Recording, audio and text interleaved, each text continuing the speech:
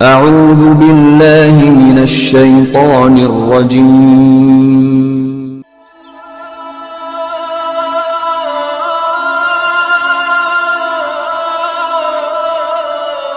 بسم الله الرحمن الرحيم۔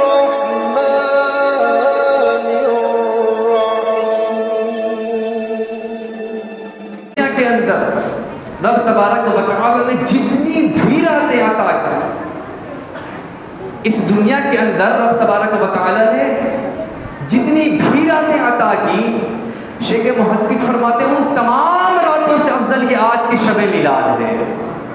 شیخ محقق فرماتے ہیں اس کے پیچھے دلیل دیتے ہیں، وجہ کیا ہے؟ وجہ فرماتے ہیں کہ شب قدر کو علماء نے افضل ترین لکھا ہے، تمام راتوں سے افضل۔ شب قدر تمام راتوں سے افضل ہے۔ شیخ محقق فرماتے ہیں اس رات کو افضل اس وجہ سے قرار دیا گیا ہے کہ رسول عالم صلی اللہ تعالیٰ علیہ وآلہ وسلم پر قرآن نازل ہوا۔ فرماتے ہیں جس پر قرآن نازل ہوا اس کے بارے میں تمہارا کیا حال ہے؟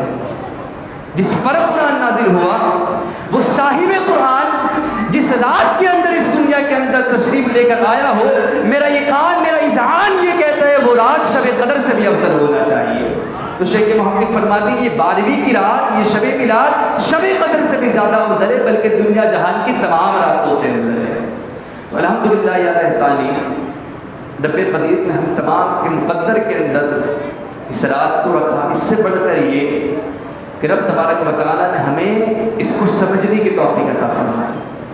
رب تبارک و تعالیٰ نے اس کی اہمیت ہمارے دلوں کے اندر اجاگر کیا۔ رب تبارک و تعالیٰ نے ہمیں دماغ کے اندر اس کی قدر و منزلت عطا فرمائی۔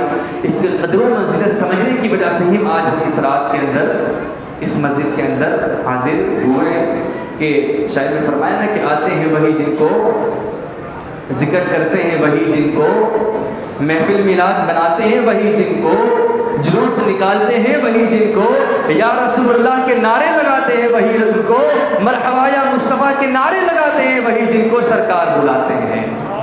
لہذا الحمدللہ یا احسانی حضور صلی اللہ تعالیٰ علیہ وسلم نے ہم گناہ گاروں پر یہ فضل کیا، یہ احسان کیا۔ رسول عالم صلی اللہ علیہ وسلم کی خصوصی نظر و عنایت، کہتے ہیں ہم اس قابل نہیں تھے لیکن سرکار نے ہمارے مقدرات کے اندر اپنا ذکر کرنا، رب تبارک و تعالیٰ نے اس کے پیاروں کا ذکر کرنا ہمارے مقدر کے اندر کر دیا۔ ہم اپنے رب کا، اپنے پیارے رسول صلی اللہ تعالیٰ علیہ وسلم کا شکریہ ادا کرتے ہیں، اپنے رب کا شکر ادا کرتے ہیں کہ رب تیرا کروڑ ہا کروڑ شکر کہ تو نے ہمارے مقدرات کے اندر اس رات کو دیکھنا، اس کی تعظیم کرنا اور اس کے اندر یا رسول اللہ کے نعرے لگانا ہمارے مقدرات کے اندر لکھ دیا۔ چند باتیں کی جائیں گی، انتہائی غور سے سنیے گا۔ عقیدے کے حوالے سے بھی باتیں ہوں گی، انشاءاللہ شب میلاد کے حوالے سے، ولادت مصطفیٰ کے حوالے سے بھی باتیں ہوں گی، رسول اللہ صلی اللہ علیہ وسلم کی شان کے حوالے سے، رفعتوں کے حوالے سے بھی بلندی ہوگی۔ اگر توجہ کے ساتھ بیٹھے گا تو انشاءاللہ بات سمجھنے کے اندر آسانی ہوگی۔ آج 12 ربیع الاول کو ہم جشن عید میلاد النبی کے نام سے یا عید میلاد النبی کے نام سے موسوم کرتے ہیں۔ ہم اس دن کو عید میلاد النبی کی حیثیت سے مناتے ہیں۔ 12 ربیع الاول حضور کی تشریف لانے سے پہلے عام دن تھا، اس کو کوئی رفعت، کوئی بلندی یا اس کو کوئی اہمیت حاصل نہیں تھی۔ حضور کی تشریف آوری کے بعد 12 ربیع الاول کو رب تبارک و تعالیٰ نے فضیلت عطا کر دی۔ رب تبارک و تعالیٰ نے اس کو عروج عطا کر دیا، اور اس کو عروج اس طور پر عطا کیا کہ آج عشاقان رسول اس دن کو عید میلاد النبی کے اعتبار سے مناتے ہیں۔ 12 ربیع الاول عام سا دن تھا، ہم نے اس کو عید کس طریقے سے کہہ دیا؟ ہم نے میلاد النبی کے دن کو، 12 ربیع الاول کے دن کو، میلاد النبی کے دن کو عید کس طریقے سے کہہ دیا؟ یاد رکھیے گا، بالکل آسان سا قاعدہ ہے، بالکل ہی آسان سا ضابطہ ہے، آسانی کے اندر یہ بات سمجھ میں آ سکتی ہے۔ جب گزشتہ اقوام کے اندر رب تبارک و تعالیٰ ان کو کوئی فضل عطا کرتا، رب تبارک و تعالیٰ ان پر کچھ عنایت فرماتا، اس کو وہ بطور عید کے منایا کرتے ہیں، اس کو وہ بطور عید کے منایا کرتے ہیں۔ ربنا انزل علینا مائدۃ من السماء تکون لنا عیدا لاولنا وآخرنا۔ یہ رب تبارک و تعالیٰ گزشتہ قوم کا واقعہ ہے، گزشتہ نبی کا واقعہ ہے، اور رب تبارک و تعالیٰ سے عرض کرتے ہیں اے باری تعالیٰ انزل علینا مائدۃ من السماء، میری قوم مجھ سے یہ مطالبہ کرتی ہے کہ آسمان سے ان کے اوپر کوئی کھانے پینے کی چیز نازل ہو، کوئی خوان ان کے اوپر نازل ہو، رب تبارک و تعالیٰ خصوصی عنایت ان کے اوپر فرمائے اور آسمان سے ان کے اوپر اس طور پر کھانا نازل ہو کہ وہ اس کو دیکھ رہے ہیں اور اس سے لطف اندوز بھی ہو۔ تکون لنا عیدن، وہ نبی فرماتے ہیں اگر ایسا ہو گیا کہ اے رب تو نے ہمارے اوپر خوان کو نازل کر دیا، تو نے ہمارے اوپر کھانے کو نازل کر دیا، تکون لنا عیدن، تو وہ دن ہمارے لیے کیا ہو جائے گا؟ عید ہو جائے گی۔ کیا ہو جائے گی؟ اس دن کو ہم بطور عید کے منائیں گے۔ عید خوشی کے دن کو کہتے ہیں۔ تو اس دن اگر تو نے فضل کر دیا، تو نے احسان کر دیا، تو نے ہمارے اوپر آسمان سے اس دنیا کے اندر کوئی بھی کھانے کی چیز نازل کر دی تو ہم اس کو بطور عید کے منائیں گے۔ رب تبارک و تعالیٰ نے ان کے اوپر مائدہ نازل فرما دیا، رب تبارک و تعالیٰ نے کھانے پینے کی چیز ان کے اوپر نازل فرما دی، تو وہ دن ان کے لیے کیا ہو گئی؟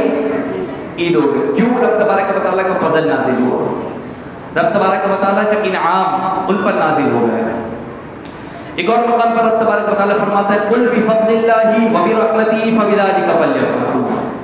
اے محبوب کریم فرما دیجئے جب بھی رب تبارک و تعالیٰ کی جانب سے رب تبارک و تعالیٰ کی مخلوق کے اوپر کوئی بھی فضل نازل ہو یا کسی بھی رحمت کا نزول ہو، فَبِذَلِكَ فَلْيَفْرَحُوا، اے محبوب اپنے غلاموں کو سمجھا دیجئے، بتا دیجئے، ان کو تلقین کر دیجئے، ان کو باور کروا دیجئے کہ جب بھی رب کی طرف سے کوئی فضل نازل ہو، کوئی رحمت نازل ہو، اس دن کو، اس مسرت لمحات کو خوشی کے طور پر منانا ہے۔ فَبِذَلِكَ فَلْيَفْرَحُوا، خوشی کا اظہار کرنا ہے اور خوشی کے طور پر اس دن کو یاد کرنا ہے۔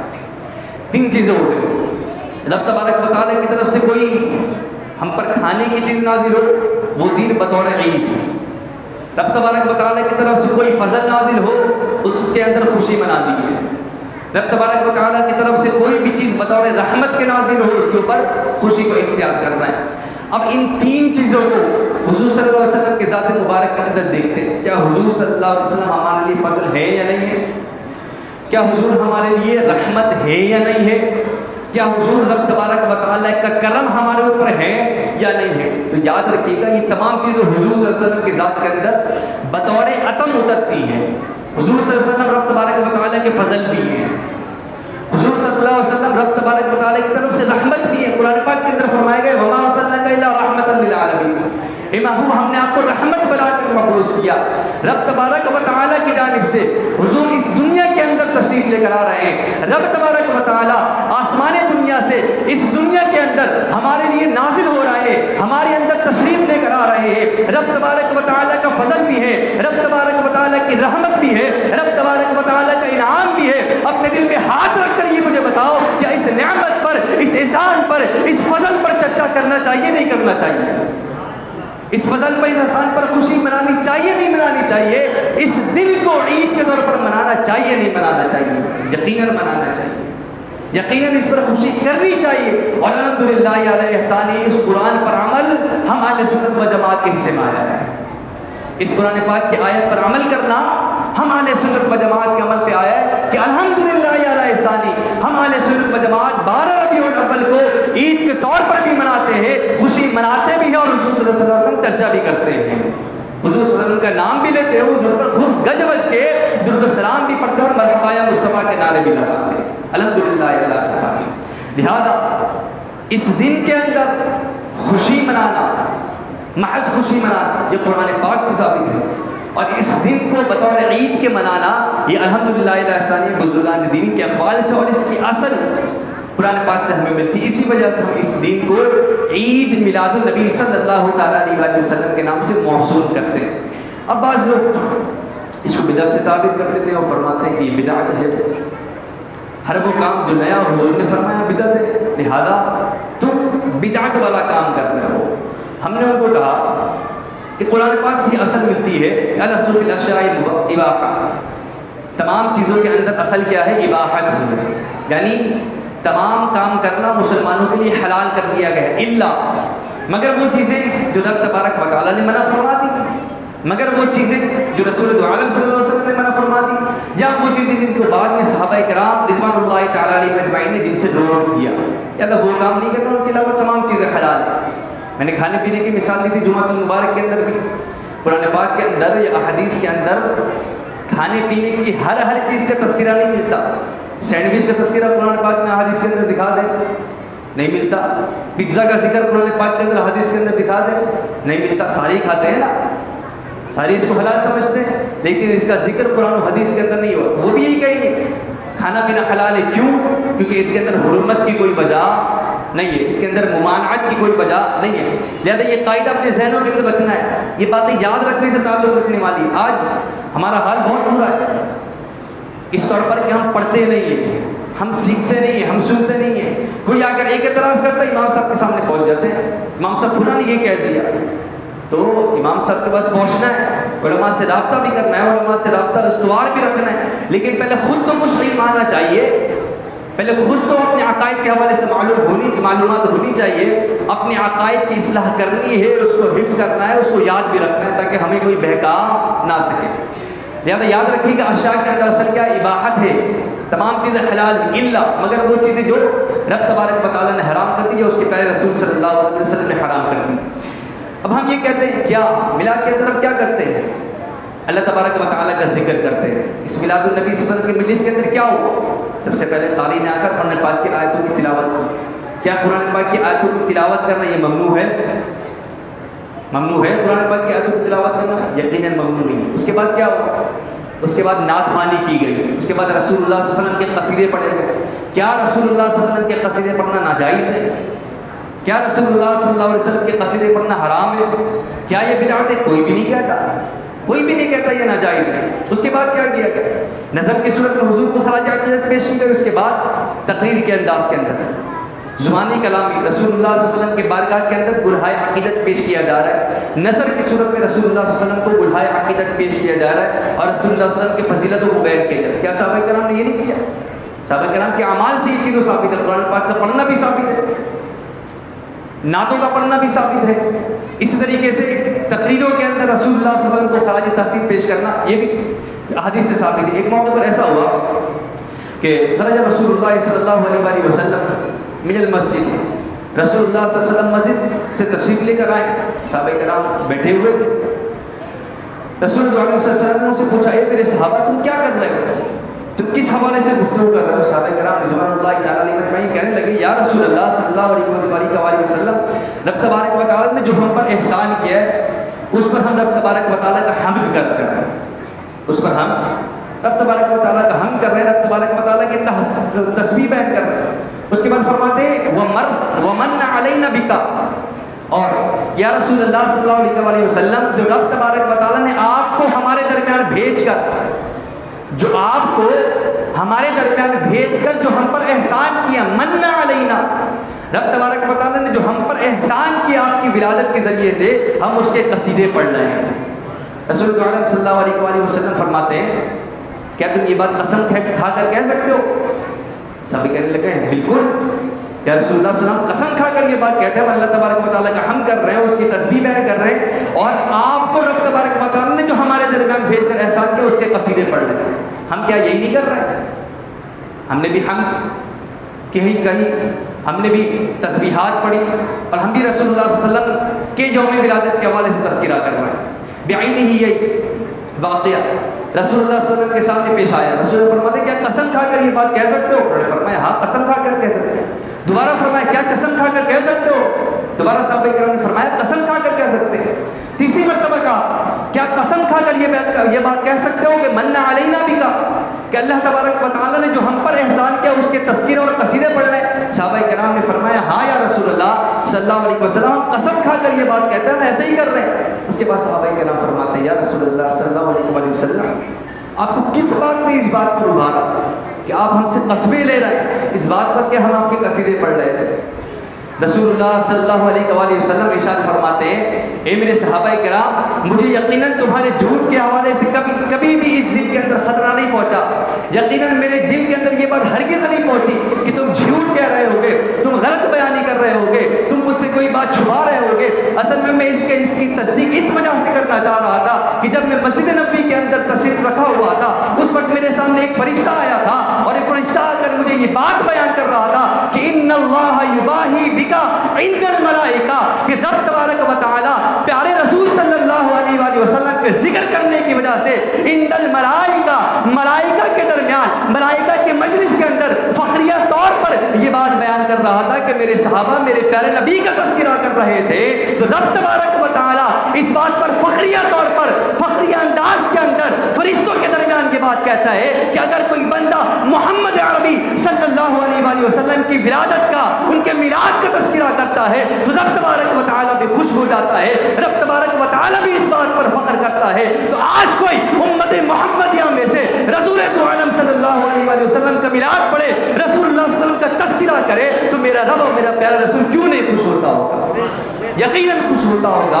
اور قسم کھا کر یہ بات کہہ سکتا ہوں کہ رب تبارک و تعالی اس مجلس سے بھی، ہمارا تذکرہ کرنے سے بھی، رسول تو عالم صلی اللہ علیہ وسلم کی میلاد پڑھنے سے، پڑھانے والوں سے اور پڑھنے والوں سے خوش ہوتا ہوگا۔ یقیناً یہ بدعت نہیں ہے، یقیناً یہ گمراہی نہیں ہے، یہ رسول اللہ صلی اللہ علیہ وسلم کے صحابہ کرام کی سیرت پر چلنا ہے۔ اب جو لوگ اعتراض کرتے ہیں کہ میلاد نہیں منانا چاہیے، جلوس نہیں نکالنا چاہیے، اس کی اصل نہیں ہے۔ وہ لوگ سیرت النبی کانفرنس کرتے نہیں کرتے؟ وہ لوگ سیرت النبی کانفرنس کرتے نہیں کرتے؟ اب ہم نے ان سے یہ پوچھیں کہ حضور کے دور کے اندر اتنی مرتبہ رسول اللہ صلی اللہ علیہ وسلم کا یوم ولادت آیا، صحابہ کرام رضوان اللہ تعالیٰ علیہ مجمعین کی زندگیوں کے اندر اتنی مرتبہ جو ہے وہ ولادت کا دن آیا، صحابہ کرام رضوان اللہ تعالیٰ علیہ مجمعین کے بعد تابعین کی زندگیوں کے اندر اتنی مرتبہ یوم میلاد آیا، تبع تابعین کی زندگیوں کے اندر اتنی مرتبہ جو ہے وہ یوم میلاد آیا، وہ کیوں سیرت النبی کانفرنس نہیں کرتے تھے؟ وہ نہیں کرتے تھے، تم کرتے ہو کیا؟ تم زیادہ محبت کرنے والے ہو؟ ہم سے وہ یہی سوال کرتے ہیں نا، ان کی زندگیوں کے اندر اتنے مرتبہ یوم میلاد آیا، انہوں نے میلاد نہیں منایا، تم کیوں مناتے ہو؟ لہذا ہم بھی ان سے ہی سوال کریں گے، ان کی زندگیوں کے اندر اتنی دفعہ یوم میلاد آیا، انہوں نے آج تک کبھی بھی سیرت النبی کانفرنس کا انعقاد نہیں کیا، کیا تم سے بڑھ کر محبت کرنے والے جو سیرت النبی کانفرنس کا جو ہے وہ انعقاد کرتے ہو؟ جو جواب وہ دیں گے ہم بھی وہی جواب دیتے ہیں۔ لہذا شریعت کے اندر یاد رکھیے گا، تمام چیزوں کے اندر اصل علت ہے، تمام چیزوں کے اندر اباحت ہے، تمام چیزیں مباح ہیں الا مگر وہ چیزیں جس سے رسول اللہ صلی اللہ علیہ وسلم نے منع فرما دیا، جس سے صحابہ کرام رضوان اللہ تعالیٰ علیہ نے ہمیں منع فرما دیا۔ نثار تیری چہل پہل پر ہزاروں عید ربیع الاول سوائے ابلیس کے جہان پہ سبھی تو خوشیاں منا رہے ہیں۔ لہذا یہ سنیوں کے مقدرات کے اندر رب تبارک و تعالیٰ نے میلاد منانا، نبی کریم صلی اللہ علیہ وسلم کا چرچا کرنا، ان کا ذکر کرنا، ان کے میلاد کی محفلیں منعقد کرنا، ان کے نام پر جلوس نکالنا، جو سنیوں کے نصیب کے اندر رکھا ہوا ہے، دوسرے لوگوں کے نصیبوں کے اندر نہیں رکھا ہوا۔ لہذا اگر کوئی نہیں مناتا، اگر کوئی اس کا انعقاد نہیں کرتا، اگر کوئی اس پر خوشی کا اظہار نہیں کرتا، اس سے الجھنے کی ضرورت نہیں ہے۔ اس کے مقدر کے اندر یہ چیز نہیں لکھی، الحمدللہ ہمارے مقدر کے اندر یہ بات لکھی ہوئی ہے، اور ہم تا قیامت انشاءاللہ حضور کا میلاد مناتے رہیں گے انشاءاللہ۔ خود بھی منانا ہے، اپنے بچوں کے دلوں کے اندر، ان کی گٹھیوں کے اندر اس بات کو شامل کرنا ہے کہ حضور صلی اللہ علیہ وسلم کا میلاد منانا ہے، حضور کے ذکر کی محفلیں منعقد کرنی ہے، اور تا قیامت حضور کا چرچا کرتے رہنا ہے۔ اپنے بچوں کی گٹھیوں کے اندر یہ بات شامل کریں، ان کو علماء کرام کے پیچھے لگا کر رکھیں، ان کے رشتوں کو مسجدوں سے مضبوط رکھیں۔ جب ان کے رشتے انشاءاللہ العزیز مسجدوں سے مضبوط ہوں گے، جب ان کے رشتے انشاءاللہ العزیز صحیح سنی، صحیح العقیدہ علماء اہل سنت کے ساتھ قائم ہوں گے، انشاءاللہ آپ کا بچہ بہکے گا نہیں۔ آج والدین کچھ آ کر کہتے ہیں بڑا عجیب سا دور آ گیا، ہمارے بچے سوشل میڈیا استعمال کرتے ہیں، اس کے اندر طرح طرح کے مولوی آ رہے ہوتے ہیں، اس کے اندر طرح طرح کی باتیں ہوتی ہیں، وہ سن رہے ہوتے ہیں۔ تو یاد رکھیے اپنے بچوں کو علماء اہل سنت کے دامن سے وابستہ کر کے رکھیے۔ جو کوئی بچہ علماء اہل سنت کے دامن سے وابستہ ہوگا انشاءاللہ العزیز، اس کے عقیدے کے اندر کوئی خرابی کبھی بھی انشاءاللہ العزیز نہیں آئے گی۔ لہذا سوشل میڈیا کے اندر لوگ کہہ رہے ہوتے ہیں اچھا جب ہم نے یہاں تک بات کی جس کے اندر حلت ثابت ہو وہ چیزیں حلال سوائے اس کے جس کے اندر حرمت ہو لہٰذا وہ کام نہیں کرنا. اب بعض لوگوں نے کہا کہ چلو ایسا کر لیتے ہیں کہ اذان کے اندر جو ہے وہ ہم کچھ کلمات کا اضافہ کر دیتے ہیں, ہم اذان کے اندر کچھ کلمات کا اضافہ کر دیتے ہیں, تو یہ تو کہیں بھی منع نہیں ہے. ہم اذان کے اندر جو ہے ایسا کرتے ہیں کہ اس لفظ کا بھی اضافہ کر دیتے ہیں کہ فرشتے کو رب تبارک و تعالیٰ نے اپنی طرف سے بھیجا ہے. ہم اذان کے اندر اس طرح کے کلمات کا اضافہ کر دیتے ہیں کہ حضور صلی اللہ علیہ وسلم خاتم النبیین ہیں. تمہارے ہم پر اعتراض کرتے ہیں کہ تم یہ کہتے ہو صحیح ہے, منع نہیں ہو تو وہ کام کرنا جائز ہے, تو کہیں بھی یہ منع نہیں ہے کہ نماز اذان کے اندر اضافہ کرنا ناجائز ہے, کہیں بھی یہ بات نہیں ہے. ہم نے ان کو یہ بولا ارے عقل کے بندے قاعدہ تم نے صحیح نہیں سمجھا, ارے عقل کے اندر قاعدہ تم نے صحیح نہیں سمجھا. قاعدہ یہ ہے کہ تمام چیزیں حلال ہیں سوائے ان چیزوں کو جن کے اوپر رب تبارک و تعالیٰ نے حرمت کو نازل فرما دیا, حرمت کو بیان کر دیا. وہ شریعت سے ٹکرانے والی یا شریعت کے اندر اس طور پر اضافہ کرنے والی نہ ہو کہ جس کا ثبوت شریعت کے اندر موجود ہو. جو چیزیں سنت سے ثابت ہو, جو چیزیں حدیث کے اندر ثابت ہو, ان کے اندر اضافہ کرنے والے نہیں ہو. تم نے اس قاعدے کو مکمل نہیں سمجھا. اگر تم اذان کے اندر ان چیزوں کا اضافہ کرتے ہو تو تم نے حدیث کے قول کے اندر اضافہ کر دیا. تم نے حدیث کے اندر جو بات آئی تھی سنت سے جو چیز ثابت تھی اس کے اندر اضافہ کر دیا. سنت کے اندر اگر اضافہ کرو گے تو یہ چیز بھی جائز نہیں بلکہ ناجائز کے اندر داخل ہو جائے گا. لہٰذا قاعدہ سے انداز کے اندر سمجھو. رسول اللہ صلی اللہ علیہ وسلم کی ولادت کا تذکرہ ہو رہا ہے, کہتے ہیں حضور صلی اللہ علیہ وسلم نے میلاد نہیں منایا. بات کے اندر صحابہ کرام نے میلاد کو نہیں منایا. میلاد منانا کیا ہے؟ ان کا ذکر کرنا, ذکر خیر کرنا, خوشی کا اظہار کرنا, رب تبارک و تعالیٰ کا شکر ادا کرنا. حضور نے میلاد نہیں منایا. مسلم شریف کی روایت ہے, حضور صلی اللہ تعالیٰ علیہ وسلم سے پوچھا گیا یا رسول اللہ صلی اللہ تعالیٰ علیہ وسلم ہم نے آپ کو دیکھا ہے ہر پیر کے دن آپ روزہ رکھتے ہیں. ہم نے مشاہدہ کیا ہے کہ یا رسول اللہ صلی اللہ علیہ وسلم ہم ہر پیر کے اندر آپ کو دیکھتے ہیں کہ آپ روزہ رکھتے ہیں, وجہ کیا ہے؟ دل کے کان کھول کر سن. جو میلادی ہوگا نا اس کو یہ دلیل سمجھ میں آئے گی, بقیہ کو دلیل سمجھ میں نہیں آئے گی, اس پر بھی وہ اعتراض کرنے لگے گا.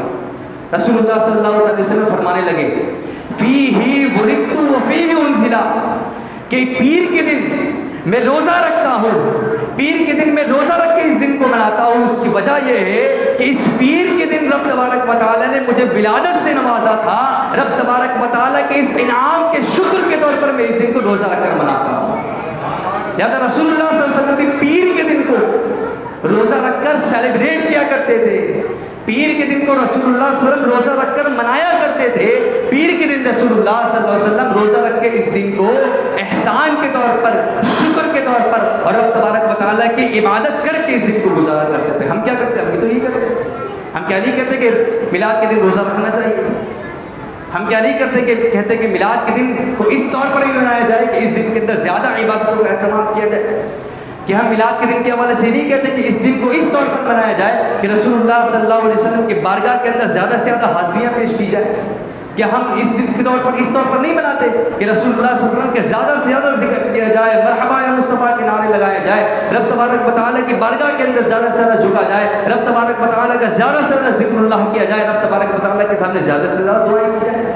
کہ ہم یہ اپنی اسٹیجوں سے اس بات کی تلقین نہیں کرتے, یقیناً تلقین کرتے ہیں. لہذا خوشی منانے کا جو سلسلہ الحمدللہ علی احسان اہل سنت و جماعت کے معمولات سے یہ تمام کی تمام چیزیں ثابت ہیں اور تمام کی تمام چیزوں کے پیچھے دلائل موجود ہیں. لہذا کسی کو گھبرانے کی ضرورت نہیں ہے, کسی کو بھی الجھنے کی ضرورت نہیں ہے, یا کسی کو بھی اپنے دل کے اندر تنگی لانے کی ضرورت نہیں ہے. اگر کسی کے دل کے اندر شیطان وار کر رہا ہے, شیطان اس کو کسی چیز کے اندر الجھاؤ کا شکار کر رہا ہے, تو وہ علماء اہل سنت سے رابطہ کریں, انشاءاللہ اس کے دل کی تنگی کو نکال کر دور پھینک دیں گے. رسول اللہ صلی اللہ تعالیٰ علیہ وسلم کی کچھ نہ کچھ میلاد کے حوالے سے ہی بات کر لیتے ہیں, رسول اللہ صلی اللہ علیہ وسلم کی شان کے حوالے سے بھی کچھ نہ کچھ بات کر لیتے ہیں. رسول اللہ صلی اللہ علیہ وسلم کو رب تبارک و تعالیٰ نے بے شمار عروج عطا کیا. رب تبارک و تعالیٰ نے حضور صلی اللہ علیہ وسلم کو بے شمار ترقیاں, رفعتیں, بلندیاں عطا فرمائی. آج کی میری تقریر کا کوئی موضوع نہیں ہے. وجہ کیا ہے؟ وجہ یہ ہے جس ذات کے حوالے سے ہم گفتگو کرنے کے لیے حاضر ہوئے ہیں, اس ذات کا ہر وصف, اس ذات کے ہر ایک لمحات, ایک گھڑی, ایک ساعت, ایک سال, ایک ماہ پر اگر گفتگو کی جائے نا تو ہر ماہ ان کی زندگی کے ہر سال کے اندر بے شمار معجزات کا جو ہے وہ جا گزری ہیں. ان کے ایک ایک وصف کے اندر اتنی ساری خوبیاں جو ہے وہ الحمدللہ علی ثانی رب تبارک و تعالیٰ نے عطا کر دی کہ ایک ایک وصف پر بھی اگر بات کی جائے تو یہ 30 دن کی پوری عمر کم پڑ جائے. لہذا آج کی تقریر کا کوئی عنوان نہیں ہے، بغیر عنوان کے آج کی تقریر ہوگی. رب تبارک و تعالیٰ نے اللہ کے پیارے رسول صلی اللہ علیہ وسلم کو ایسا حسن عطا فرمایا، ایسا جمال عطا فرمایا. رب تبارک و تعالیٰ نے آپ کو وہ عروج، وہ ترقی اور وہ چاشنی عطا کی کہ جس کا تذکرہ اگر کیا جائے تو جس کے دل کے اندر ایمان ہوتا ہے وہ خوش ہو جاتا ہے. لہذا اگر یہ باتیں سن کر ہمارے دلوں کے اندر خوشی محسوس ہو رہی ہے تو رب تبارک و تعالیٰ نے ہمارے دلوں کے اندر الحمدللہ ساری ایمان کو رکھا ہوا ہے. اور جس کے منہ پہ 12 بج رہے ہوں گے نا یہ سن کر اندازہ لگا لیجیے کہ اس کے دل کے اندر ایمان نہیں ہے. حضرت بی بی عائشہ رضی اللہ تعالیٰ نے ارشاد فرماتی ہے رب تبارک و تعالیٰ نے پیارے رسول صلی اللہ علیہ وسلم کو کتنی خوبیاں عطا فرمائی، کتنا عروج عطا فرمایا، آپ کو کیسا حسن و جمال عطا کیا، کیسی شادمانی عطا فرمائی. حضرت عائشہ رضی اللہ تعالیٰ فرماتی ہے ایک مرتبہ ایسا ہوا کہ سحری کا وقت تھا، اقرب عالم صلی اللہ تعالیٰ علیہ وسلم تشریف لائے. بی بی عائشہ فرماتی ہے میں کوئی چیز سلائی کر رہی تھی، کوئی چیز سی رہی تھی. میں جب سی رہی تھی نا تو اندھیرے کے اندر ایسا ہوا کہ میری سوئی گم ہو گئی، میری سوئی کھو گئی. فرماتی ہے کہ جب سوئی کھوئی تو اندھیرے کا وقت تھا، سحری کا وقت تھا، اندھیرا تھا، مجھے وہ سوئی مل نہیں رہی تھی، میں اس سوئی کو ڈھونڈ نہیں پا رہی تھی. اسی اثناء کے اندر رسول عالم صلی اللہ علیہ وسلم تشریف لے کر آتے ہیں. جب رسول اللہ صلی اللہ علیہ وسلم تشریف لے کر آتے ہیں نا حضرت عائشہ رضی اللہ تعالیٰ نے ارشاد فرماتی ہے کہ رب تبارک و تعالیٰ نے حضور کو ایسا حسن، ایسا شباب، ایسا جمال عطا کیا تھا، ایسا حسن عطا کیا تھا کہ حضرت عائشہ رضی اللہ تعالیٰ ارشاد فرماتے ہیں حضور صلی اللہ علیہ وسلم کا تشریف لانا تھا، آپ کے نورانیت سے، آپ کے جھلک سے، آپ کی روشنی سے وہ سما ایسا منور ہو گیا کہ اس روشنی کے اندر میں نے اس سوئی کو بھی ڈھونڈ لیا. حضرت عائشہ رضی اللہ تعالیٰ ارشاد فرماتی ہے میں نے اس سوئی کو حضور کی چمک کے واسطے سے، حضور کی روشنی کے واسطے سے، حضور کی جھلک کے صدقے میں نے اس سوئی کو ڈھونڈ لیا. رب تبارک و تعالیٰ نے حضور کو ایسی روشنی، ایسا جمال اور ایسا حسن و شباب عطا فرمایا تھا. شاعر فرماتا ہے نا وہ کمال حسن حضور ہے کہ گمان نقص جہاں نہیں، وہ کمال حسن حضور ہے کہ گمان نقص جہاں نہیں. یہی پھول خار سے دور ہے، یہی شمع ہے کہ دھواں نہیں. یہی پھول خار سے دور ہے، یہ پھول ایسا پھول ہے کہ پھول کے اندر بھی کچھ نہ کچھ عیب ہوتا ہے، اس کے اندر کانٹے ہوتے ہیں. جب اس پھول کو لیا جائے ہاتھ کے اندر کانٹے چبھنے کا خدشہ ہوتا ہے، لیکن میرے یار آتے آپ کے آقا صلی اللہ علیہ وسلم ایسے پھول ہیں جس کے اندر خار نہیں ہے، جس کے اندر کانٹے نہیں ہیں. اور فرماتے ہیں یہی شمع ہے کہ دھواں نہیں. شمع دیکھنے کے اندر بہت اچھی لگتی ہے، اس سے جو ہے وہ روشنی ہوتی ہے، دیکھنے کے اندر وہ دلوں کو سجا رہا ہوتا ہے، آنکھوں کو اچھا جو ہے وہ خیرہ کر رہا ہوتا ہے، آنکھوں کو محسوس کر رہا ہوتا ہے. لیکن اس کے اندر ایک عیب بھی ہوتا ہے. وہ عیب کیا ہے؟ وہ جلنے کے بعد آخر میں دھواں پھینک رہا ہوتا ہے، اس کے آخر کے اندر کالک آ رہی ہوتی ہے. فرماتے میرے حضور کا حسن و شباب ایسا ہے، میں حضور صلی اللہ علیہ وسلم کا حسن ایسا ہے، فرماتے ہیں کہ یہی شمع ہے کہ دھواں نہیں. یہ وہ شمع ہے جس کے اندر دھواں کی بھی آمیزش نہیں ہے. رسول اللہ صلی اللہ علیہ وسلم کو حضور نے وہ حسن و شباب عطا فرمایا تھا. اچھا رسول اللہ صلی اللہ علیہ وسلم کے حسن و شباب کا ذکر ہوا، اللہ تبارک و تعالیٰ نے حضور کو وہ خوبی عطا فرمائی تھی کہ جو حضور کے دامن سے وابستہ ہو جائے نا اس کو بھی رب تبارک و تعالیٰ عروج عطا فرما دیتا ہے. رب تبارک و تعالیٰ اس کو بھی ترقی عطا فرما دیتا ہے. حضرت ابو اسید بن ابو اناس رضی اللہ تعالیٰ عنہ فرماتے ہیں ایک مرتبہ ایسا ہوا کہ میں حضور صلی اللہ علیہ وسلم کی بارگاہ کے اندر تشریف فرما تھا. میں حضور سے عرض کرنے لگا حضور صلی اللہ علیہ وسلم کچھ کرم فرمائیے، اپنے ہاتھوں کو میرے اوپر مس فرما دیجیے. حضرت اسید بن ابو اناس فرماتے ہیں کہ حضور صلی اللہ علیہ وسلم نے میری التجا کو قبول فرمایا. ابھی حضور کے حسن و شباب کی بات ہوئی، حضور کی خوبی کی بات ہوئی، حضور کے حسن و جمال کی بات ہوئی. رسول اللہ علیہ وسلم اپنے غلاموں کو بھی ایسا نواز رہے ہوتے کہ ان کے غلام جہاں جا رہے ہوتے حضور صلی اللہ علیہ وسلم کی سیرت کو اپنے پیچھے جو ہے وہ لہراتے ہوئے جا رہے ہوتے ہیں. ان کے غلام حضرت اسید رضی اللہ تعالیٰ عنہ فرماتے ہیں میں حضور کی بارگاہ کے اندر تشریف فرما تھا. حضور صلی اللہ علیہ وسلم نے کیا کیا، میں نے التجا کی حضور صلی اللہ علیہ وسلم اپنے ہاتھوں کو میرے اوپر پھیر دیجیے. غلام اظہار کرے، رسول صلی اللہ علیہ وسلم منع فرماتے ایسا ہو نہیں سکتا. رسول صلی اللہ علیہ وسلم بڑا خیال فرماتے اپنے غلاموں کا. فرماتے ہیں حضور صلی اللہ علیہ وسلم نے میری التجا کو قبول فرمایا. حضور صلی اللہ علیہ وسلم نے میرے جو وہ میرے چہرے کے اوپر اپنے ہاتھوں کو پھیر دیا. رسول اللہ صلی اللہ علیہ وسلم نے میرے ہاتھوں کے اوپر اپنے جو ہے وہ میرے ہاتھوں کے اوپر اپنے دست اقدس کو پھیر دیا اور اس طریقے سے میرے چہرے کے اندر اپنے دست اقدس کو پھیر دیا. حضرت اسید فرماتے ہیں اس کے بعد ہوا کیا؟ فرماتے ہیں اس کے بعد ہونا کچھ یوں تھا کہ میں جب کبھی بھی اندھیرے کے اندر جایا کرتا تھا وہ فضا پر نور ہو جایا کرتی تھی. وہ فضا روشن ہو جایا کرتی تھی. فرماتے ہیں کہ جب کبھی کوئی چیز کھو جایا کرتی میں وہاں پر آ جایا کرتا تھا, وہ اس چیز کی روشنی کی وجہ سے لوگ اس کھوئی ہوئی چیز کو ڈھونڈ لیا کرتے تھے. ایک اور صحابی رسول صلی اللہ علیہ وسلم حضرت ابو صباحی رضی اللہ عنہ ارشاد فرماتے ہیں, 90 سال بزرگ صحابی رضی اللہ عنہ, آپ فرماتے ہیں کہ ہوا کچھ یوں تھا کہ رسول اللہ صلی اللہ علیہ وآلہ وسلم نے میرے چہرے انور کے اوپر اپنے ہاتھ کو پھیرا تھا. رسول اللہ صلی اللہ علیہ وسلم نے میرے چہرے انور کے اوپر اپنے ہاتھوں کو پھیرا تھا. میں 90 سال کا ہو گیا. اس وقت یہ بات بیان فرماتے میں 90 سال کا ہو گیا, لیکن رسول اللہ صلی اللہ علیہ وآلہ وسلم کا وہ ہاتھ پھیرنا تھا کہ الحمدللہ علی احسانی, آج بھی میرا چہرہ اس طرح پر نور ہوا ہے, آج بھی میرا چہرہ اس قدر پر رونق ہے کہ تمام لوگوں کے مجمع کے اندر اگر میں بیٹھا ہوا ہوتا ہوں تو جوان اور بوڑھے کے درمیان فرق کرنا محسوس نہیں ہوتا. جوان اور بوڑھے کے چہرے کو دیکھ کر کوئی فرق نہیں کر سکتا. الحمدللہ علی احسانی, رب تبارک و تعالیٰ نے میرے حضور صلی اللہ علیہ وسلم کے ہاتھ کے چہرے پر پھیرنے کی برکت سے رب تبارک و تعالیٰ نے اس چہرے کے اندر خزاں کو طاری نہیں فرمایا.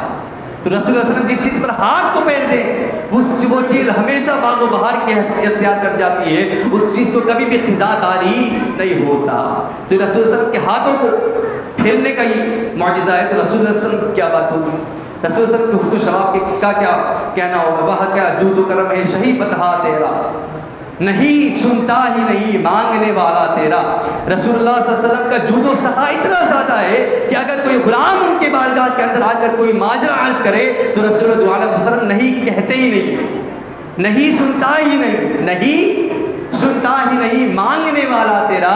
اگر رسول اللہ صلی اللہ علیہ وسلم کے بارگاہ کے اندر آ کر کوئی چیز عرض کرنے لگے, کوئی بارگاہ نبی صلی اللہ علیہ وسلم کے سامنے کوئی چیز عرض گزار ہونے لگے تو رسول اللہ صلی اللہ علیہ وسلم اس کو نہیں کہتے ہی نہیں. اللہ تبارک و تعالیٰ نے بھی قرآن مجید کے اندر ارشاد فرمایا نا, وَأَمَّا السَّائِلَ فَلَا تَنْهَرْ, اے رسول صلی اللہ علیہ وسلم کوئی سائل آ کر آپ سے سوال کرے تو اس کو جھڑکنا نہیں ہے, اس کو جو ہے منع نہیں فرمانا.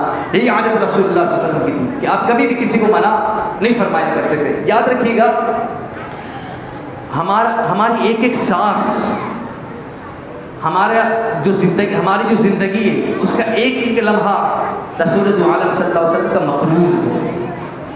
رسول عالم صلی اللہ علیہ وآلہ وسلم کا مقروض ہے. کیوں مقروض ہے؟ یاد رکھیے گا رسول عالم صلی اللہ علیہ وسلم کے اس دنیا کے اندر آنے سے پہلے اس دنیا کا کیا حال تھا, اس دنیا کا کیا حال تھا؟ حال یہ تھا اشرف المخلوقات کہلانے والے اور رب تبارک و تعالیٰ نے جن کے سروں کے اندر عزت و تکریم کا صحرا سجایا تھا, یعنی مسلمان, یعنی انسان اس وقت کیا کیا کرتا تھا؟ انسان کبھی جو ہے مٹی کے سامنے اپنی جو ہے عزت کو تار کیا کرتا تھا, اس کے سامنے جھک کر, کبھی جو پتھروں کے سامنے جھک کر جو ہے وہ اپنی عزتوں کو تار کیا کرتا تھا. یہاں تک کہ کتابوں کے اندر آتا ہے کہ انسانوں کی تاریخ کا اگر مطالعہ کریں تو انسان کیڑے مکوڑوں کو پوچھتا تھا, انسان کچھوے کو پوچھتا تھا, انسان حشرات الارض زمین کے اندر ریگنے والے کیڑے ان کو پوچھتا تھا, انسان سانپوں کا پجاری تھا, انسان سانپ کو پوجا کرتا تھا.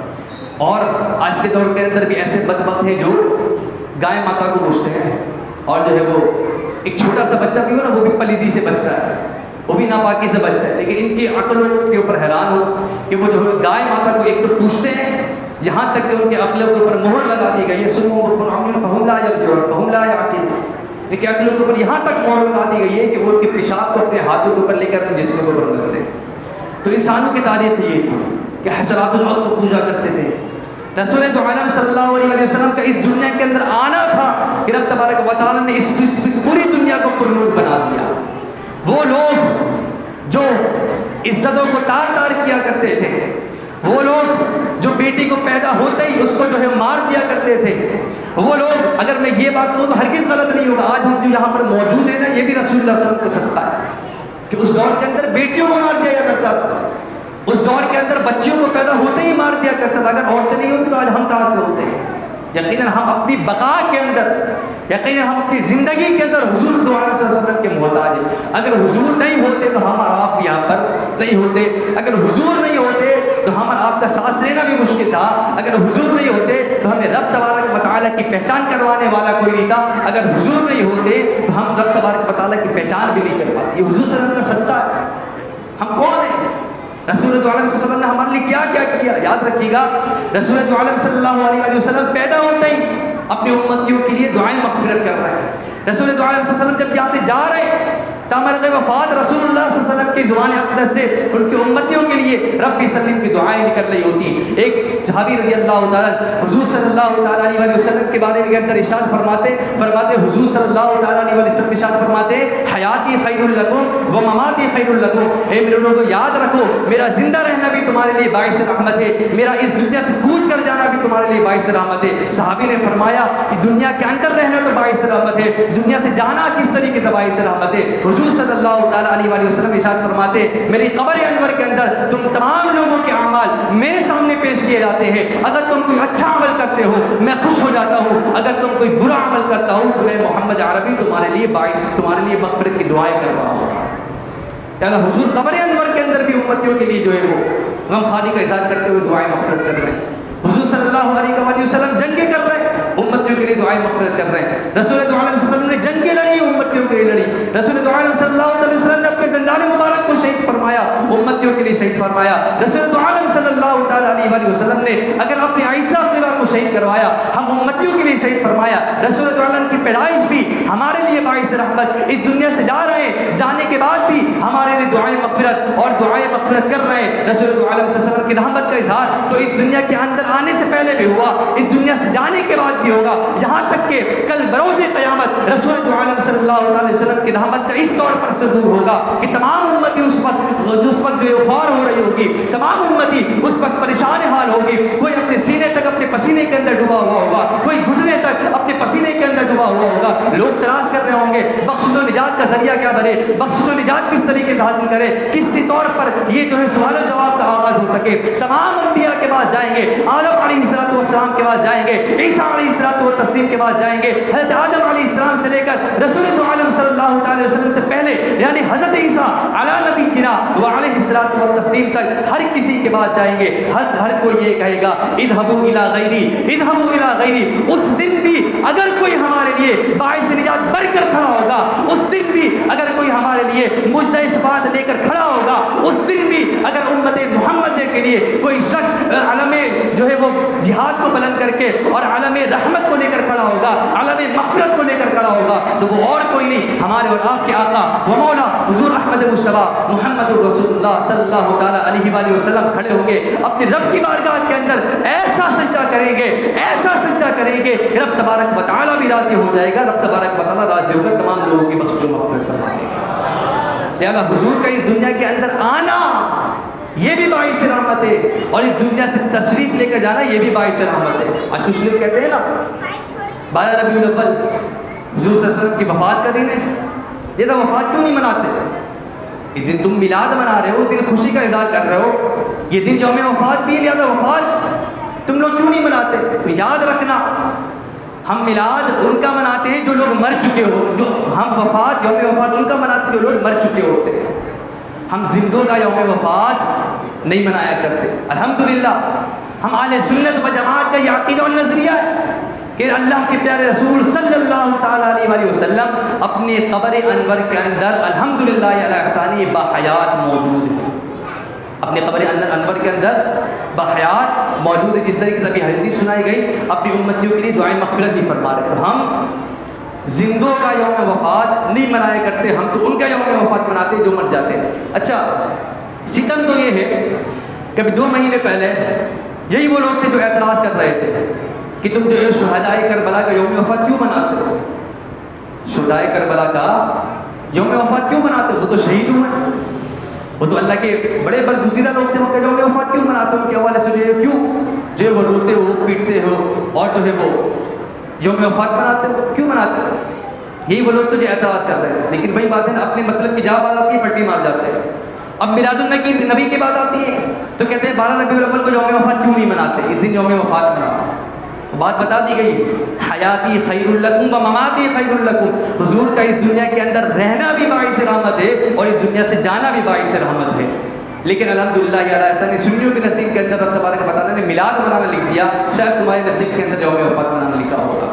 بہرحال تو الحمدللہ سنی رسول اللہ صلی اللہ علیہ وسلم کا یوم میلاد مناتے ہیں۔ اللہ تبارک و تعالیٰ نے حضور کو بڑی شان عطا کی، رب تبارک و تعالیٰ نے بڑا عروج عطا فرمایا، بڑی ترقی عطا فرمائی، رب تبارک و تعالیٰ نے حضور کو نبی بنا کر بھیجا، شاہد بنا کر بھیجا، مبشر بنا کر بھیجا، نذیر بنا کر بھیجا، وداعیا الی اللہ باذنہ سراجا منیرا، رب تبارک و تعالیٰ کی طرف بلانے والا ایک چمکتا دمکتا سراج بنا کر بھیجا، سراج منیرا، چمکتا دمکتا سراج بنا کر بھیجا۔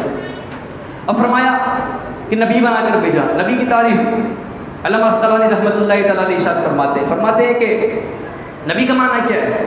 فرمایا النبوۃ اطلاع علی الغیب، نبوت کا معنی ہے جو غیب کی اطلاع دینے والا ہو، جو غیب کو جاننے والا ہو، جو غیب پر مطلع کرنے والا ہو۔ لہذا نبی کا معنی یہی ہے جو غیب کو جاننے والا ہو۔ اب اگر کوئی شخص غیب کا انکار رہے تو وہ نبی کو گویا کہ نہیں ماننا، نبی کے لفظ کو نہیں ماننا۔ فرمایا شاہد بنا کر بھیجا، مبشر بنا کر بھیجا، نبی بنا کر بھیجا۔ نبی کا معنی ہے غیب پر مطلع کرنے والا، غیب پر مطلع ہونے والا۔ اللہ تبارک و تعالیٰ نے قرآن پاک کے اندر ارشاد فرمایا وما كان الله ليطلعكم على الغيب ولكن الله يجتبي من رسله من يشاء۔ رب تبارک و تعالیٰ غیب پر کسی کو مطلع نہیں فرماتا، اگر مطلع فرماتا ہے تو اپنے چنندہ نبیوں کو مطلع فرماتا ہے۔ ما كان الله ليطلعكم على الغيب، غیب پر کسی کو مطلع نہیں فرماتا، ولكن الله يجتبي من رسله من يشاء، اپنے انبیاء میں سے، اپنے رسولوں میں سے کچھ انبیاء کو چن لیتا ہے، کچھ رسولوں کو چن لیتا ہے، ان کو غیب کی خبریں عطا فرما دیتا ہے۔ اذا اللہ تبارک و تعالیٰ نے ہمارے اور آپ کے آقا و مولا صلی اللہ علیہ وسلم کو بے شمار علم غیب عطا فرمایا، اس علم غیب کا صدور ہوتا رہا۔ حضرت عمر رضی اللہ تعالیٰ ارشاد فرماتے کہ اللہ تبارک و تعالیٰ نے حضور کو وہ علم غیب عطا فرمایا تھا کہ ایک موقع پر ایسا ہوا کہ قام رسول اللہ صلی اللہ علیہ وسلم واخبرنا، رسول عالم صلی اللہ علیہ وسلم ہمارے درمیان کھڑے ہو گئے، کس وجہ سے؟ فرماتے خطبہ دینے کے لیے کھڑے ہو گئے۔ رسول عالم صلی اللہ علیہ وسلم کا کھڑا ہونا تھا۔ فرماتے رسول اللہ صلی اللہ تعالیٰ علیہ وسلم بدء الخلق سے، جب سے اس مخلوق کو پیدا کیا، رسول اللہ صلی اللہ علیہ وسلم باتیں بتانا شروع فرماتے خطبہ طویل ہو جاتا ہے۔ فرماتے بدء الخلق سے لے کر جب تک قیامت کا بقا ہو جائے گا، جب تک یہ قیامت ٹوٹ پڑے گی، اس وقت تک رسول اللہ صلی اللہ علیہ وسلم خبریں ارشاد فرماتے ہیں۔ محض اس وقت تک کی خبر نہیں ارشاد فرماتے حتی دخل اہل الجنت فی الجنہ، یہاں تک کہ قیامت کے بعد جب اہل جنت اپنے جنت کے اندر داخل ہو جائیں گے، اس کی اطلاع بھی رسول اللہ صلی اللہ علیہ وسلم دی۔ فرماتے وحتی دخل اہل النار فی النار، جہاں تک کہ اس بات کی بھی خبر دے دی کہ اہل نار کے اندر داخل ہو گئے۔ حفظ من حفظہ ونسی من نسہ، رسول اللہ صلی اللہ علیہ وسلم نے تو تمام چیزوں کی خبر ہمیں ارشاد فرما دی تھی، لیکن ہمارا حافظہ ایسا تھا کہ ہم میں سے بعض لوگوں نے اس چیز کو یاد رکھ لیا، بعض لوگوں نے اس چیز کو بھلا دیا۔ لہذا رسول اللہ علیہ وسلم نے تمام چیزوں کی اطلاع دے دی۔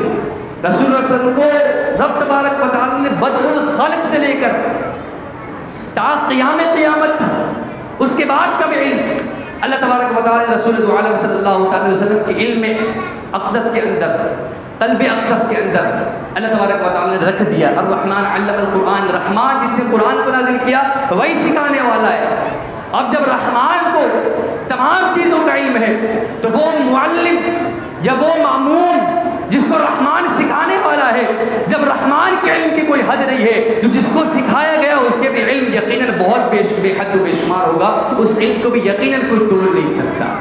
رب تبارک و تعالیٰ نے حضور کو بے حد علم عطا کیا۔ رب تبارک و تعالیٰ نے حضور صلی اللہ علیہ وسلم کو مبشر بنا کر بھیجا، شاہد بنا کر بھیجا۔ شاہد کسے کہتے ہیں؟ حضرت امام راغب اصفہانی رضی اللہ تعالیٰ عنہ کتاب المفردات کے اندر اس کی تعریف کرتے ہوئے ارشاد فرماتے ہیں کہ شاہد وہ ہے کہ جو من حضر بالشہود، کہ جو موجود ہو شہادت کے ساتھ، جو موجود ہو دیکھنے کے ساتھ، جس کو شہادت حاصل ہو، اما بالبصر او بالقلب، یا تو وہ شہادت آنکھوں کے ذریعے سے دیکھ کر حاصل ہو یا روحانی تصرفات کے ذریعے سے حاصل ہو۔ رب تبارک و تعالیٰ نے حضور کو شاہد بنا کر بھیجا، رب تبارک و تعالیٰ نے حضور کو حاضر و ناظر بنا کر بھیجا، رب تبارک و تعالیٰ نے حضور کو دیکھنے والا بنا کر بھیجا، رب تبارک و تعالیٰ نے حضور کو اس طور پر علم عطا کیا، رب تبارک و تعالیٰ نے حضور کو وہ جو ہے وہ ترقیاں عطا فرمائی، رب تبارک و تعالیٰ نے حضور کو وہ عروج عطا فرمایا کہ حضور صلی اللہ تعالیٰ علیہ وآلہ وسلم نے ارشاد فرمایا کہ رعانی الکف، میں اپنے ہتھیلیوں کو اس طریقے سے دیکھتا، میں اس دنیا کو اس طریقے سے دیکھتا ہوں کرآنی کفا، جس طریقے تم اپنے ہتھیلیوں کو دیکھ رہے ہوتے ہو۔ فرماتے میرے ہاتھ آنکھوں کے سامنے تمام دنیا، تمام چیزیں اس طریقے سے موجود ہیں جس طریقے تم اپنی ہتھیلیوں کو دیکھ رہے ہوتے ہو. تمہاری ہتھیلی جس طریقے سے تم سے چھپ نہیں سکتی، اس طریقے سے مجھ سے میری دنیا کے اندر کوئی چیز چھپ نہیں سکتی. بخاری شریف کی حدیث ہے نا، رسول عالم صلی اللہ تعالیٰ علیہ وسلم نے ارشاد فرمایا، صحابہ کرام رضوان اللہ تعالیٰ علیہم اجمعین، تو یہ باب تثبیت الصفوف کے اندر ارشاد فرمایا کہ صحابہ کرام رضوان اللہ تعالیٰ علیہم صفے بنا کر کھڑے ہوئے ہیں. حضور صلی اللہ علیہ وسلم نماز پڑھا رہے ہیں. حضور صلی اللہ علیہ وسلم کا رخ جو ہے وہ قبلہ انور کی طرف ہے. تمام صحابہ کرام رضوان اللہ تعالیٰ علیہ اجمعین پیچھے جو ہے سب در سب کھڑے ہوئے. حضور صلی اللہ تعالیٰ علیہ وسلم فرماتے ہیں، اے میرے صحابہ اپنی صفوں کو سیدھی رکھا کرو، کیونکہ میں اگرچہ آگے دیکھ رہا ہوں لیکن رب تبارک و تعالیٰ نے مجھے وہ ترقی عطا فرمائی ہے، وہ تصرف عطا کیا ہے کہ میں اپنی پیٹھ کے پیچھے سے بھی تمہیں دیکھ رہا ہوتا ہوں. نہ صرف تمہیں بلکہ رب تبارک و تعالیٰ کی پیارے رسول صلی اللہ تعالیٰ علیہ وسلم نے فرمایا بلکہ تمہارے دلوں کے اندر گزرنے والے خطرے کا بھی مشاہدہ کر رہا ہوتا ہوں. میں صرف تمہیں نہیں دیکھ رہا.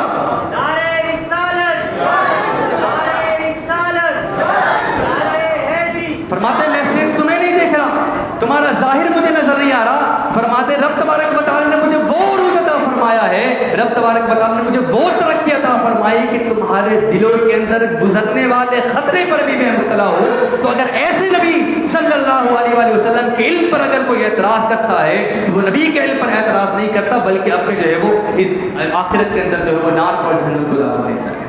لہٰذا تمام لوگ اس عقیدے کو اپنے دلوں کے اندر راسخ کر لیں کہ الحمدللہ علی احسانی اہل سنت و جماعت کے جتنے بھی عقائد و نظریات ہیں، ابھی چند پر گفتگو ہوئی ہے، وہ بھی مختصر علم غیب رسول صلی اللہ علیہ وسلم پر، حاضر و ناظر پر، اور بہت سارے ایسے عقائد ہیں جس کا لوگ انکار کرتے ہیں. انشاءاللہ العزیز پھر کبھی موقع ملا رسول عالم صلی اللہ تعالیٰ علیہ وسلم کا ذکر خیر کریں گے. رسول اللہ صلی اللہ تعالیٰ علیہ وسلم کا یوم میلاد انشاءاللہ العزیز اس طور پر منائیں گے کہ رسول اللہ صلی اللہ علیہ وسلم کی سیرت پر بھی عمل کریں گے. آخر کے اندر ایک بات کہنا چاہوں گا کہ میرے دوستوں، میرے عزیزوں، یاد رکھیے گا عقیدے اسلام کی سب سے افضل چیز ہے، سب سے اولیٰ چیز ہے، سب سے بہتر چیز ہے. اگر عقیدہ محفوظ تو ہم اس دنیا کے اندر سے صحیح اور سلامتی کے ساتھ انشاءاللہ چلے جائیں گے تو رب تبارک و تعالیٰ ہماری منزل جو ہے وہ جنت کو ٹھہرائے گا. اگر عقیدہ صحیح نہیں ہے تو پھر تمام چیزیں ناممکن ہیں، تمام عبادتیں رائے کر جائیں گے، تمام چیزیں رائے کر جائیں گے. عقیدے کی حفاظت کرنی، اس کے ساتھ ساتھ اپنے اعمال کی بھی جو ہے وہ حفاظت کرنی، اپنے اعمال کو بھی بہتر بنانا ہے.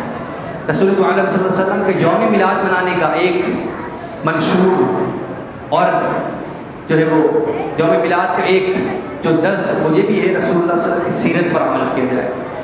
جب رسول اللہ صلی اللہ علیہ وسلم پر وحی نازل کی گئی نا، رسول اللہ صلی اللہ تعالیٰ علیہ وسلم حضرت خدیجہ الکبریٰ کے بعد تشریف لے کر آئے. حضرت خدیجہ الکبریٰ رضی اللہ تعالیٰ رسول اللہ علیہ وسلم کو تسلی دینے لگے. پہلی دفعہ رسول اللہ علیہ وسلم پر وحی نازل ہوئی نا تو رسول اللہ صلی اللہ علیہ وسلم کو ٹھنڈک محسوس ہونے لگی. رسول اللہ علیہ صلی اللہ علیہ وسلم ٹھنڈک کو محسوس کرنے لگے. خدیجہ الکبریٰ کے بعد کیا کہتے ہیں؟ خدیجہ الکبریٰ چادر اڑاتی ہیں، چادر اڑانے کے بعد کہتی ہے یا رسول اللہ صلی اللہ علیہ وسلم آپ کو گھبرانے کی ضرورت نہیں ہے، کلا لا یخزیک اللہ ابدا، رب تبارک و تعالیٰ ہرگز آپ کو رسوا نہیں کرے گا، رب تبارک و تعالیٰ ہرگز آپ کو نہیں چھوڑے گا. اس موقع پر حضرت خدیجہ الکبریٰ رضی اللہ تعالیٰ نے حضور صلی اللہ علیہ وسلم کی 5 اوصاف کو بیان فرمایا تھا، 4 اوصاف کو بیان فرمایا تھا. اور وہ اوصاف وہ تھے، اگر آج امتی ان اوصاف پر عمل کر لیں انشاءاللہ ہمارا بھی بیڑا پار ہو جائے گا.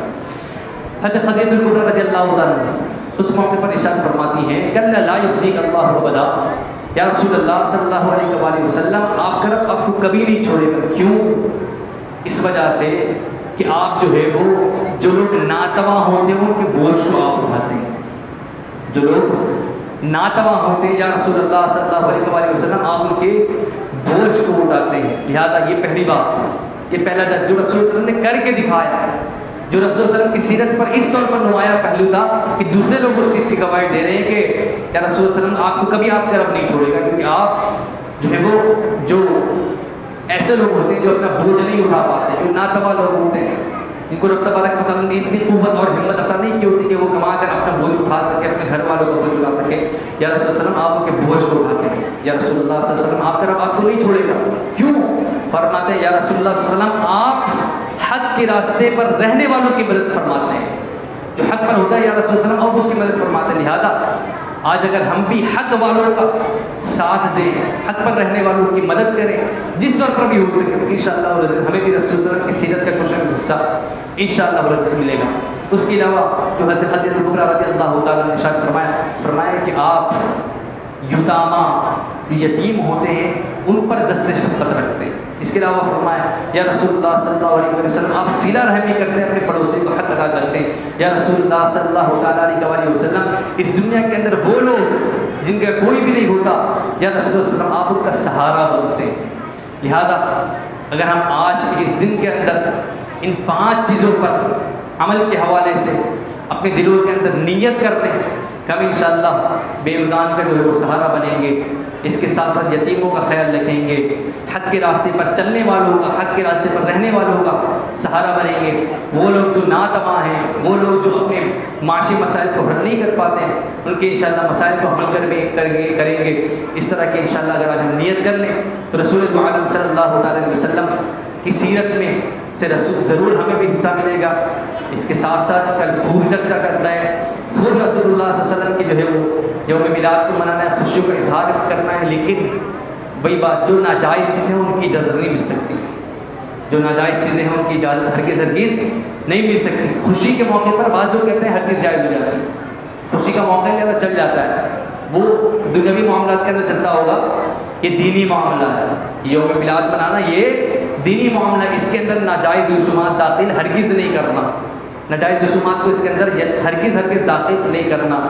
اپنی ماؤں بہنوں کو لے کر روڈوں کے اوپر بے پردہ ہو کر ہرگز نہیں جانا، کھانے پینے کی چیزوں کو ہرگز زمین کے اوپر نہیں پھینکنا، کسی کو دھکا ہرگز نہیں ماننا، کسی کے جو ہے وہ تکلیف کو دور کرنا ہے، تکلیف کا سبب ہرگز نہیں بننا۔ لہٰذا انشاءاللہ ان تمام چیزوں کا خیال رکھتے ہوئے اگر ہم یوم میلاد منائیں گے، رسول عالم صلی اللہ علیہ وسلم کی سیرت اگر ہمارے دلوں کے اندر ہوگی، ان کی محبت اگر ہمارے دلوں کے اندر ہوگی، انشاءاللہ یہ چیزیں ہماری بخشش و نجات کا ذریعہ بنیں گی۔ انشاءاللہ العزیز کہ جمعے کے اندر بھی رسول صلی اللہ علیہ وسلم کی سیرت کے حوالے سے بیان ہوگا، بعد نماز جمعہ انشاءاللہ العزیز ہر سال کی طرح اس سال بھی جلوس میلاد کا آپ کی اسی مسجد یعنی جامع مسجد عثمانی غنی کے اندر اہتمام کیا گیا ہے۔ انشاءاللہ العزیز بڑے ہی ترک اور بڑے ہی احتشام کے ساتھ یہاں سے میلاد النبی صلی اللہ علیہ وسلم کا جو جلوس ہے وہ یہاں سے عثمانی غنی کے جو ہے مین گیٹ کے سامنے سے انشاءاللہ العزیز روانہ ہوگا، اور یہ جو ہے وہ بن کے اور اس کے بعد اسلام چوک اور اس کے بعد جو ہے وہ دوبارہ گھومتے ہوئے یہیں پر آ کر اختتام پذیر ہوگا۔ انشاءاللہ العزیز یا رسول اللہ کے خوب نعرہ لگائیں گے، یا رسول اللہ صلی اللہ علیہ وسلم کا خوب چرچا کریں گے، خوب ان کا ذکر کریں گے، آپ کی یوم میلاد کو انشاءاللہ بڑے ہی عزت و احترام کے ساتھ احتشام کے ساتھ منائیں گے۔ اب تبارک و تعالیٰ سے دعا ہے کہ یا اللہ تبارک و تعالیٰ ہم تمام کے نصیبوں کو خوب اجالا فرما دے۔ یا رسول اللہ صلی اللہ علیہ وسلم ہمارے مقدرات کے اندر بھی رسول عالم صلی اللہ تعالیٰ علیہ وسلم کی سیرت کی جھلک کچھ نہ کچھ عطا فرما۔ یا رسول اللہ صلی اللہ علیہ وسلم ہم آپ سے التجا کرتے ہیں کہ اس میلاد النبی کو منانے کی برکت سے، درود السلام کی محفلوں کو منعقد کرنے کی برکت سے کل بروز قیامت ہم تمام کے شافع بنے، ہم تمام کے شفاعت کرنے والے بنے، شفاعت میں سے ہم تمام کو بھی رب اللہ تبارک و تعالیٰ حصہ عطا فرمائے۔